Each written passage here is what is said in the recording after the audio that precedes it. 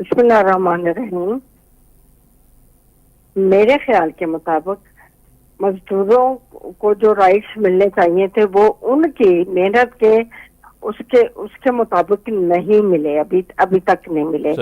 لیکن پچھلے بجٹ میں جو ان کی تنخواہوں میں اضافہ کیا گیا وہ ایک کوشش تھی، اور میں سمجھتی ہوں کہ اس دفعہ جب بجٹ آئے گا وہ اس سے بھی بہتر کوشش ہوگی. اور آپ نے دیکھا ہوگا شہباز شریف نے باقاعدہ مزدوروں کو عشایہ دیا، ان کے ساتھ وعدے وعید کیے، اور وہ خاص طور سے دلچسپی لے رہے ہیں.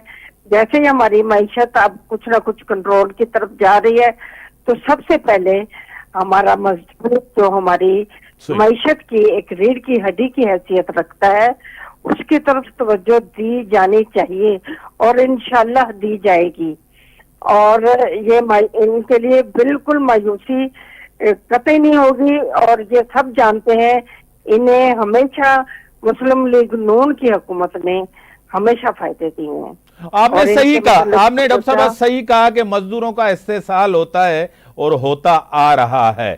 گورنمنٹ کے اوپر بڑی ذمہ داری ہوتی ہے کہ وہ اس استحصال کو روکے. ہاں بالکل، اور میں سمجھتی ہوں کہ کوشش اس دفعہ کوشش جو شہباز شریف نے اس دفعہ سٹیپ اٹھایا ہے، ان کو اسپیشلی عشایہ دیا ہے اور ان کے ساتھ وعدے وعید کیے ہیں جو وہ پورا کریں گے انشاءاللہ.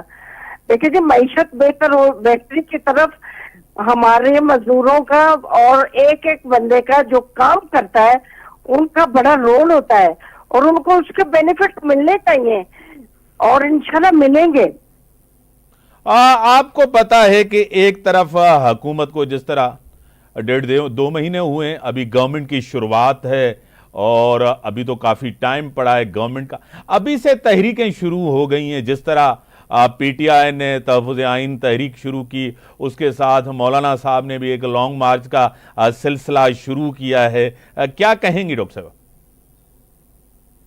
لیکن جی پی ٹی آئی کا کام تو صرف یہی ہے، شر پھیلانا، طوفان برپا کرنا، اور جو سیاسی بحران ہے وہ برپا کرنا. یہ کبھی بھی امن سے بیٹھے ہیں، یہ اس چیز کا ہر فرد گواہ ہے. یہ کبھی نہیں بیٹھے، اور پھر یہ پارٹی اپنے آپ کو سب سے لارجسٹ پارٹی اپنے آپ کو یہ گنتے ہیں. کیا انہوں نے ایک محب وطن پارٹی ہونے کا ثبوت کبھی دیا؟ نہیں دیا. تو اب میری سمجھ سے باہر ہے کہ مولانا فضل الرحمان نے کیسے ان کا ساتھ دیا. وہ ان کی زبان اس میں جو اسپیچ انہوں نے اس میں پارلیمنٹ میں کی، وہ اس حد تک بولی. میں سمجھتی ہوں کہ وہ بات جذبات میں آ گئے اور اس میں بولے ہوں گے، لیکن وہ اپنی حکومت کو محسوس ضرور کریں گے. ہم ان سے کافی اچھی توقعات رکھتے ہیں کیونکہ وہ اچھے انسان ہیں اور اچھی سوچ رکھتے ہیں. وہ ہمیشہ جمہوری نظام کو پسند کرنے والے انسان ہیں. وہ ضرور اس بات کو سوچیں گے، لیکن پی ٹی آئی سے ہم وہ بالکل بھی نہیں کرتے کہ جس پارٹی کی بنیاد ہی گالی گلوچ پہ رکھی گئی، پاکستان کو گراؤ جلاؤ پہ رکھی گئی اور ایجیٹیشن پہ رکھی گئی، ان کا اعتبار نہیں کیا جا سکتا. ڈاکٹر صاحب، آپ کو خود پتا ہے ایک طرف تو اداروں کے اوپر الزامات ہیں ان کے، آپ کو پتا ہے بار بار پیپلز پارٹی نون لیگ کے ساتھ وہ بات کرنے کے لیے تیار نہیں ہے، اسٹیبلشمنٹ سے وہ بات کرنے کے لیے تیار ہیں، ان سے مذاکرات چاہتے ہیں. اب آپ کو پتا ہے سیاست کے اندر تو سیاسی جماعتوں کے ساتھ بات کی جاتی ہے، کیا کہیں گی؟ بالکل ڈیفینیٹ.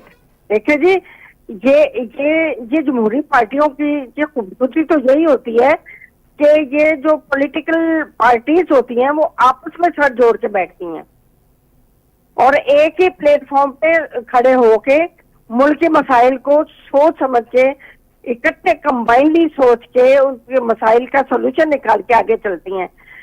تو ان کا ایٹیچیوڈ کیا ہے؟ یہ اگر پولیٹیکل پارٹیز کے ساتھ